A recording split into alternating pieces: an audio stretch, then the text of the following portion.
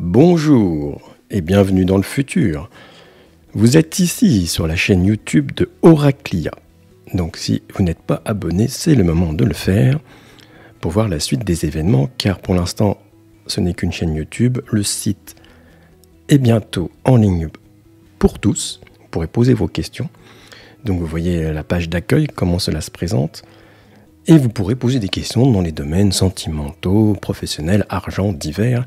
Et sur cette chaîne, qu'est-ce qu'on fait? On teste un peu dans ces derniers retranchements Oraclia, qui est donc le mélange entre un voyant, c'est moi-même, je suis sur une autre chaîne YouTube où je fais des prédictions, et quelqu'un qui est dans l'informatique, web, tout ce que vous voulez, et digital, et qui se sont réunis pour mettre au point une intelligence artificielle. N'ayons pas peur de ce mot, car Oraclia est très gentille, bien que un petit peu pertinente, c'est pas grave, et pour en tirer le meilleur en fait, voilà.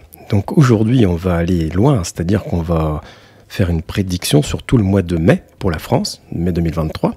Donc là je suis très curieux de savoir ce que ça va nous sortir, surtout que il y a déjà des chaînes où on a fait des tirages et on voit ce que ça donne, on va voir ce que donne l'intelligence artificielle.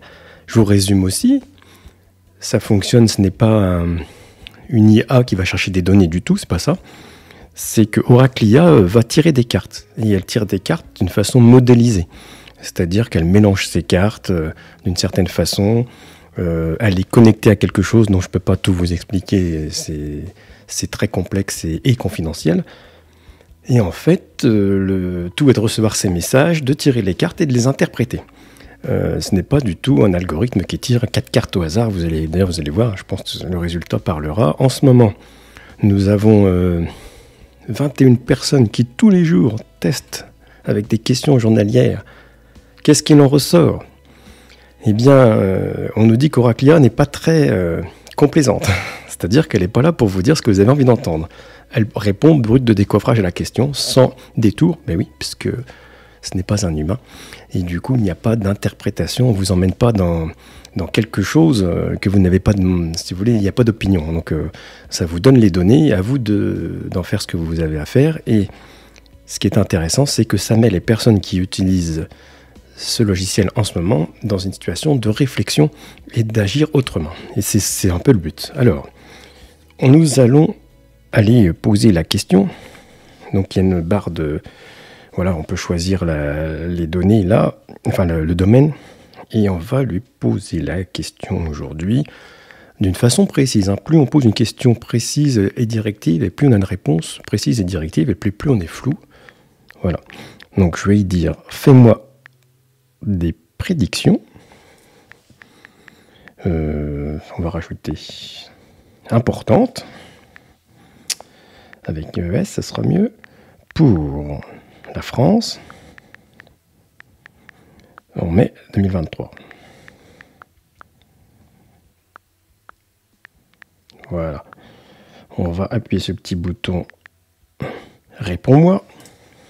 Je clique, hop, voilà. Voilà, c'est comme ça que se présente cette barre de questionnement.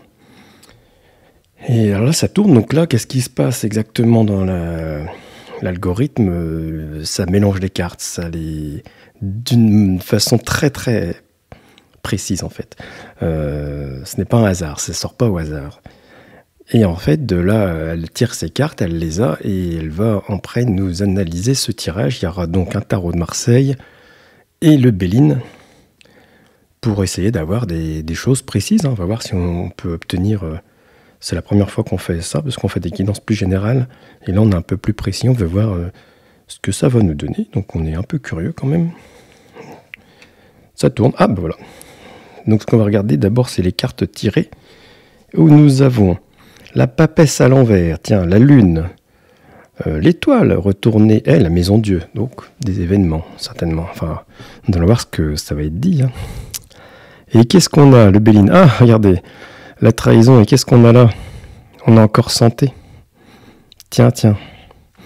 J'avais pas ça. Et puis l'eau. Alors, je vais vous lire maintenant exactement. La réponse à votre question. Bienvenue à tous mes chers visiteurs, je suis Oraclia, votre voyante du futur. J'ai utilisé le tarot de Marseille et l'oracle Béline pour vous donner des prédictions importantes pour la France pour mai 2023. Le premier tirage en croix montre une période difficile pour la France. La papesse inversée peut suggérer une perte de confiance dans les dirigeants et les institutions. Bah oui, mon œil.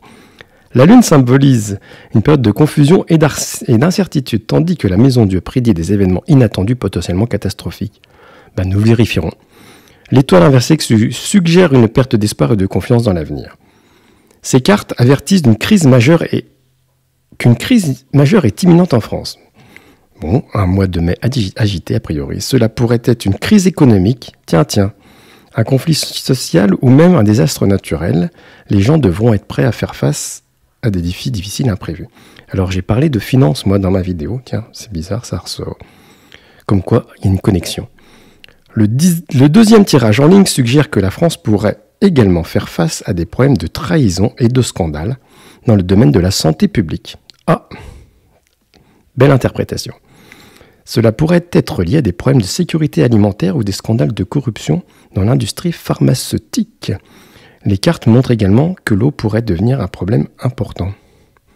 Ça, c'est peut-être la chose que je n'avais pas bien analysée moi dans mon tirage. Effectivement, j'ai parlé moi de peut-être des problèmes liés aux médicaments du Covid, et puis là, effectivement, ça aurait pu être une sécurité alimentaire. Je n'y avais pas pensé. Il est important que les dirigeants prennent des mesures pour protéger les citoyens et renforcer la confiance dans les institutions. Ah oui, intéressant. Les gens doivent être également vigilants et prendre des mesures pour protéger leur propre santé et leur bien-être. En conclusion, ces prédictions suggèrent que la France va traverser une période difficile en mai. Cependant, si les dirigeants et les citoyens travaillent ensemble pour surmonter ces défis, il est possible de sortir de cette crise plus fort et plus uni que jamais.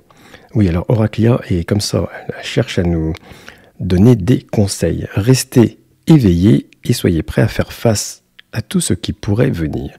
Je vous souhaite à tous beaucoup de courage et de force dans les temps à venir. Toujours une petite phrase quand même d'espoir. Alors, regardons les cartes. L'interprétation est quand même très très intéressante. Vous voyez ? Donc ça nous donne un tirage qui a pris position sur des événements. Nous n'aurons plus qu'à vérifier fin mai ce qui est arrivé de ce qui n'est pas arrivé. Sachant que nos testeurs sont à 75% de bonnes réponses. Ils sont satisfaits à 75%. Donc c'est très très très très bien. Ça veut dire qu'il y a 25% qui ne sont pas bien, mais 75% qui sont bien. On est de là des 50%, ce qui est le principal dans ce genre de tirage. Merci, je vous souhaite tous une très belle journée et puis un bon mois de mai, on va essayer. Hein. On est prévenus, nous vous l'a prévenu. À bientôt, n'hésitez pas à vous abonner, à liker et à commenter. Vous pouvez même demander par commentaire d'éventuels thèmes sur des tirages qu'on testera au Oraclia tant qu'on peut. Au revoir.